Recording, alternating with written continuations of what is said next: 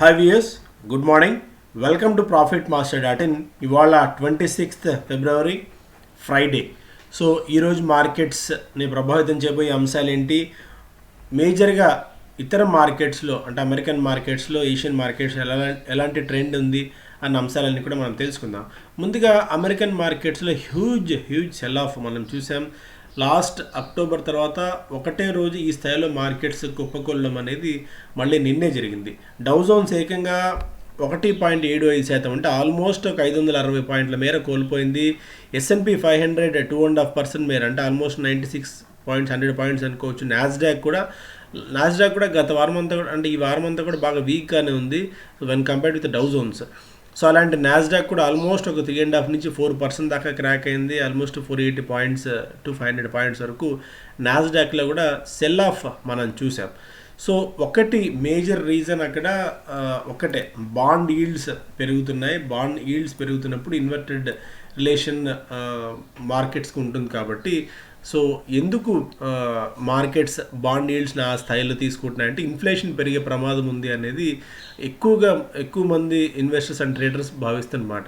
వాస్తవానికి మన equity markets కంటే బాండ్ మార్కెట్ అనేది చాలా చాలా చాలా చాలా పెద్ద మార్కెట్ అది.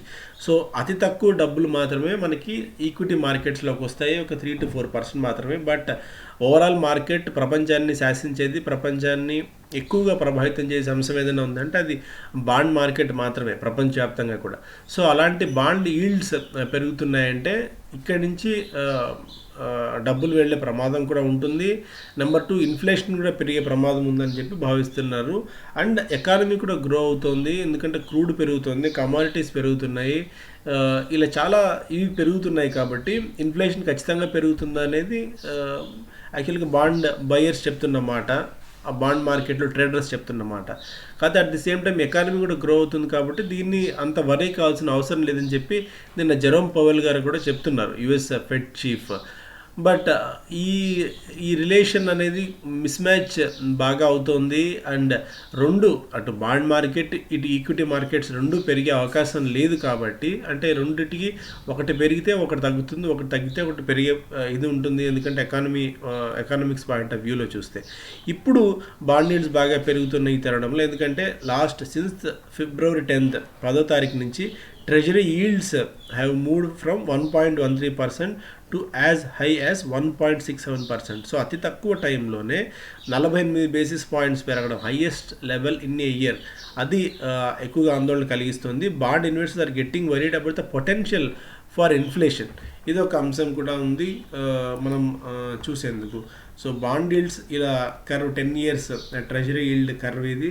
సో ఇది అక్కడ ఆందోళనకు గురి చేస్తుంది. అందువల్ల మా అమెరికన్ మార్కెట్స్లో సెల్ ఆఫ్ మనం చూసాం. దానికి తగ్గట్టు ఏషియన్ మార్కెట్స్లో కూడా బాగా వీక్నెస్ అయితే చాలా స్పష్టంగా కనిపిస్తుంది. బట్ ఇది టెంపరీ బ్లిప్పా లేకపోతే ఈ బాండ్ ఈల్డ్స్ అనేది కొద్దిగా టెన్షన్ పెట్టే ఉన్నాయని చూడాలి. So Japan, south Korea markets almost 2% దాకా నష్టపోయాయి వాల్ స్ట్రీట్ ఎఫెక్ట్ కారణంగా. As of now Nikkei 2.5%, Shanghai 1.5% weakness మనకి కనిపిస్తుంది. అండ్ ఏషియన్ మార్కెట్స్ పరంగా చూస్తే రీసెంట్ చేస్తున్న టైంకి SGX నిఫ్టీ ఆల్మోస్ట్ ఒక 286 పాయింట్స్ డౌన్తో చూపిస్తుంది. నికాయ్ ఆల్మోస్ట్ 2.47, స్ట్రైట్స్ హ్యాంగ్సెంగ్ ఇవన్నీ కూడా కాస్త వీక్గా ట్రేడ్ అవుతున్నాయి. సో కొద్దిగా ఇవాళ మన మార్కెట్స్లో కూడా దానికి సంబంధించిన ఇంపాక్ట్ అయితే ఉంటుంది. అండ్ ఆయిల్ కొద్దిగా పడింది, బట్ స్టిల్ ఇయర్లీ హై దగ్గర ఆల్మోస్ట్ ట్రేడ్ అవుతుంది. గోల్డ్లో కొద్దిగా 0.5% వరకు వీక్నెస్ చూసాం. 1767, 1768 దగ్గర గోల్డ్ ట్రేడ్ అవుతుంది అమెరికన్ మార్కెట్స్లో, ఇంటర్నేషనల్ మార్కెట్స్లో.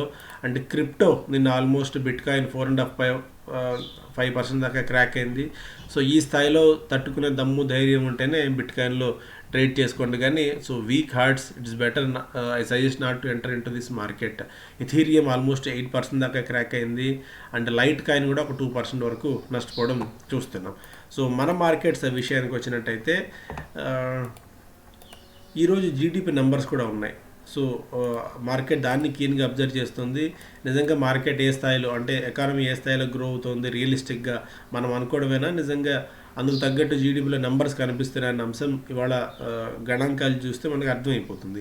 And government notifies new rules governing digital media. So అదొక news. And online news comes under new rules అదొకటి. అండ్ మేజర్గా మార్కెట్స్ డైరెక్ట్గా ఇంపాక్ట్ చేసే న్యూస్ ఏం లేదు ఎకనామిక్ టైమ్స్లో. అండ్ గవర్నమెంట్ ఏదైతే ప్రైవేట్ బ్యాంక్స్కి కూడా ప్రభుత్వం నిధులు అందేందుకు దాన్ని కొత్త నిర్ణయం తీసుకొచ్చిందో, ఇప్పుడు అది ఏ బ్యాంక్స్కి, ఎస్పెషల్లీ ఏ బ్యాంక్స్కి దానివల్ల ప్రభావితం అవుతుంది, ఏ బ్యాంక్స్ దాని నుంచి లబ్ధి పొందుతాయని చెప్పి కొన్ని బ్రోకింగ్ సంస్థలు ఒక ఒక అనాలిసిస్ని వాళ్ళు చేశారు. అందులో భాగంగా ఇండస్ఇండ్ బ్యాంక్ బాగా బెనిఫిట్ అయ్యే అవకాశం ఉందట. Not ICICI bank or HDFC bank, federal bank and Bandhan bank కూడా దీని నుంచి కొద్దిగా అడ్వాంటేజ్ తీసుకునే అవకాశం ఉంది అని చెప్పి Nomura, Jefferies, Morgan Stanley, Kotak లాంటి సంస్థలు ఓవరాల్గా తమ అనాలిసిస్లో రాసుకుంటూ వచ్చాయి. అండ్ ఎస్ బ్యాంక్ ఎపిసోడ్ తర్వాత వాస్తవానికి చాలా ప్రభుత్వ సంస్థలు ప్రైవేట్ సంస్థల కంటే, ప్రైవేట్ బ్యాంకుల కంటే సేఫ్ బ్యాంక్స్ లైక్ మళ్ళీ పిఎస్యూ బ్యాంక్స్ వైపు ఎక్కువగా వెళ్ళారని చెప్పిన ఒక థాట్ ప్రాసెస్ కూడా ఉంది, ఒక అనాలిసిస్ కూడా ఉంది. సో అందువల్ల మేజర్గా ఇప్పటికిప్పుడు కోట్ల రూపాయల బ్యాంకులకి, మీ ప్రైవేట్ బ్యాంకులకి డబ్బు జమ అయిపోయి వాటిని ఇమీడియట్గా వాళ్ళు రుణాలు ఇచ్చేయడము, లేకుంటే డబ్బులు బాగా ప్రైవేట్ బ్యాంక్స్కి వచ్చేస్తాయని మాత్రం అనుకోవడం కల్లా. So it's a long process. And ఇమీడియట్గా అయితే జస్ట్ న్యూస్ ఆధారంగానే పెరిగింది. F&O rollovers hinted sustain rally in March. So మార్చ్లో కూడా మనకి ర్యాలీ కొనసాగే అవకాశం ఉంది అని చెప్పి F&O డేటా పెట్టి చూస్తే అర్థం అవుతుంది అన్నది ఈ ఫ్యూచర్స్ అండ్ ఆప్షన్స్ని ఎక్కువగా ట్రాక్ చేస్తున్న వాళ్ళు చెప్తున్న అంశం. సో ఎందుకంటే banking, metals, oil and gas ఈ 4-5 సెక్టార్స్లో ట్రేడర్స్ ఏం చేశారంటే తమ లాంగ్ పొజిషన్స్ని క్యారీ ఫార్వర్డ్ చేశారు. సో ఇది ఒక అంశం, దీన్ని కీన్గా చూస్తున్నారు. డెరివేటివ్స్ మార్కెట్ని అబ్జర్వ్ చేస్తున్న వాళ్ళు మార్చ్లో కూడా ర్యాలీ ఎక్స్పెక్ట్ చేస్తున్నారు. ఎందుకంటే మనకి FPI ఫ్లోస్ మార్కెట్స్లో కొనసాగుతూ ఉన్నాయి. పాజిటివ్ అంశాలు ఎక్కడికెక్కడ ఎక్కువగానే ఉన్నాయి. Top global investors participate in Bharti Airtel's $1.25 billion bond issue. So Airtel రుణాలు సమీకరించేందుకు బాండ్స్ జారీ చేస్తుంది అన్న సంగతి మనకు తెలుసు. సో ఈ బాండ్ బయింగ్ ప్రోగ్రాంలో టాప్ గ్లోబల్ ఇన్వెస్టర్స్ కూడా పార్టిసిపేట్ చేయొచ్చు అనేది ఒక వార్త. News paper industry wants Google to pay for their content. So ప్రపంచవ్యాప్తంగా ఇదొక పెద్ద దుమారం రేగుతోంది. ఆస్ట్రేలియాలో ఇప్పటికే ఒక రూల్ పాస్ చేయడం చూసాం. గూగుల్, ఫేస్బుక్ లాంటి సంస్థలు న్యూస్ కంటెంట్ను వాడుకున్నందుకు దేశీయంగా ఆ మీడియా సంస్థలకి డబ్బులు చెల్లించాల్సిన అవసరం ఉంది. సో ఆస్ట్రేలియాలో రేగిన దుమారం అక్కడ ఫేస్బుక్ వాళ్ళతో ఒప్పందం కూడా కుదుర్చుకుంది. భారీ ఎత్తున డబ్బులు ఇచ్చేందుకు కూడా న్యూస్ పేపర్ సంస్థలకి, అక్కడ మీడియా సంస్థలకి.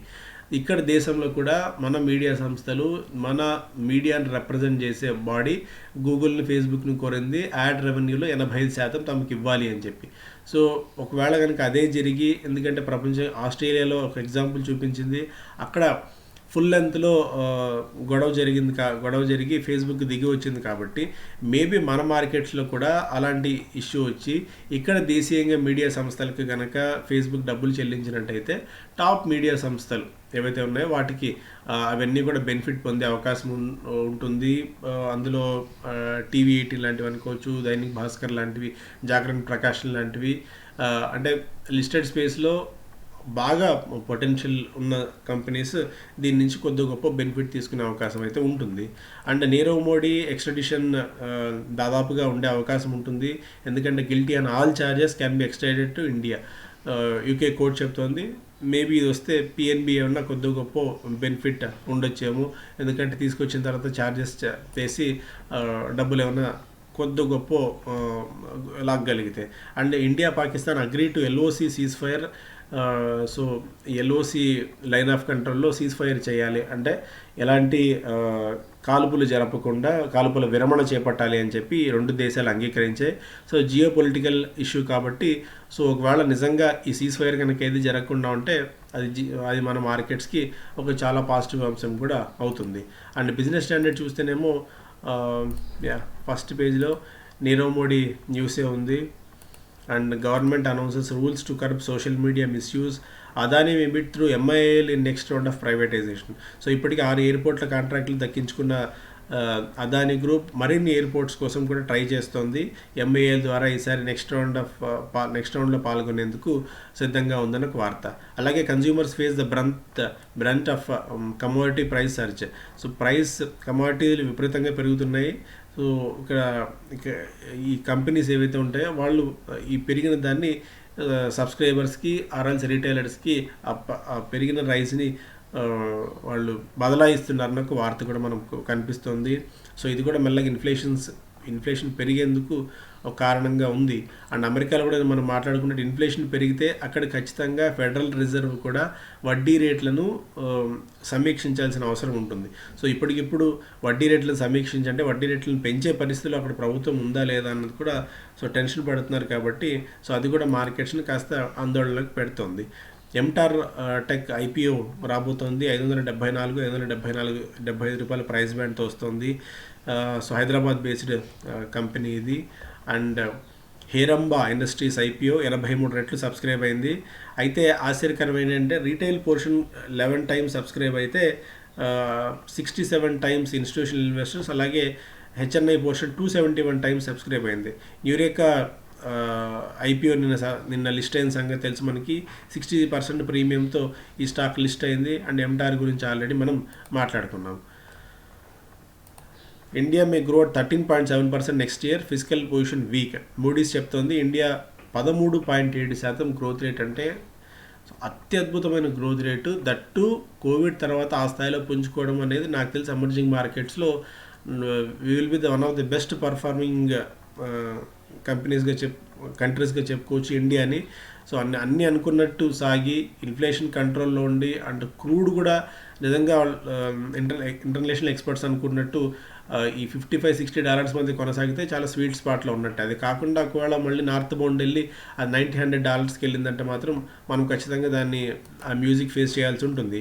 ఇవాళ జీడిపి డేటా కూడా ఉంది. నిజంగా రికవరీ వీషేప్ అయినా సస్టైన్ రికవరీ ఉందా లేదా అన్నది ఇవాళ డేటా బట్టి చూస్తే మనకు అర్థమవుతుంది.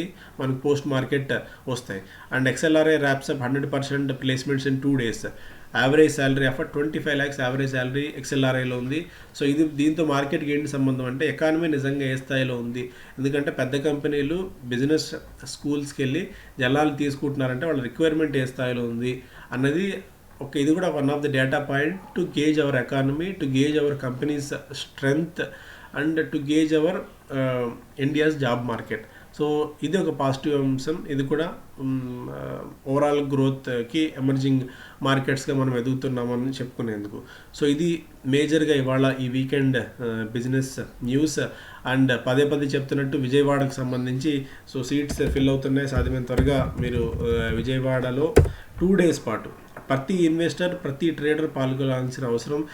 జూనియరా, మార్కెట్లో కొత్తగా వచ్చారా, రాబిన్హుడ్ ఇన్వెస్టరా, ఆల్రెడీ ఎప్పటి నుంచో ఉన్నారా, అవన్నీ సంబంధం కాదు. ఎందుకంటే అందరికీ ఉపయోగపడే విధంగా ఈ 2 రోజుల వర్క్షాప్ ఉండబోతుంది. It's not a seminar, it's a workshop. అంటే మీ నాలెడ్జ్ని బ్రష్ చేసుకునేందుకు మీకు తెలియని కొత్త అంశాలను ఆర్ఎల్స్ ఇప్పటికే తెలిసిన అంశాలను మళ్ళీ పాలిష్ చేసుకునేందుకు ఉపయోగపడే ఏకైక వేదికగా దీన్ని చెప్పుకోవచ్చు. సో ఇంతమంది అనలిస్టులు ఒకే వేదిక మీదకి వచ్చి మీకు ఎక్స్పర్టైజ్ని పంచుతున్నారు కాబట్టి ఈ ఆపర్చునిటీని వినియోగించుకోండి. విజయవాడతో పాటు చుట్టుపక్కల ప్రాంతాల వాళ్ళందరూ కూడా ఈ అవకాశాన్ని వినియోగించుకుంటారని చెప్పి నేను భావిస్తున్నాను. కాబట్టి ఇది పెయిడ్ వెబినార్ అనే విషయం గుర్తుపెట్టుకోండి. మీకు దీనికి సంబంధించిన డీటెయిల్స్ అన్ని కూడా profitmaster.in వెబ్సైట్లో ఉంటాయి. లేదంటే 7951270008 ఈ నెంబర్కి మీరు వాట్సాప్ చేసినా కూడా ఈ డీటెయిల్స్ అన్నీ కూడా మీకు వాట్సాప్లో అందుబాటులో ఉంటాయి. So thank you so much. Have a great day.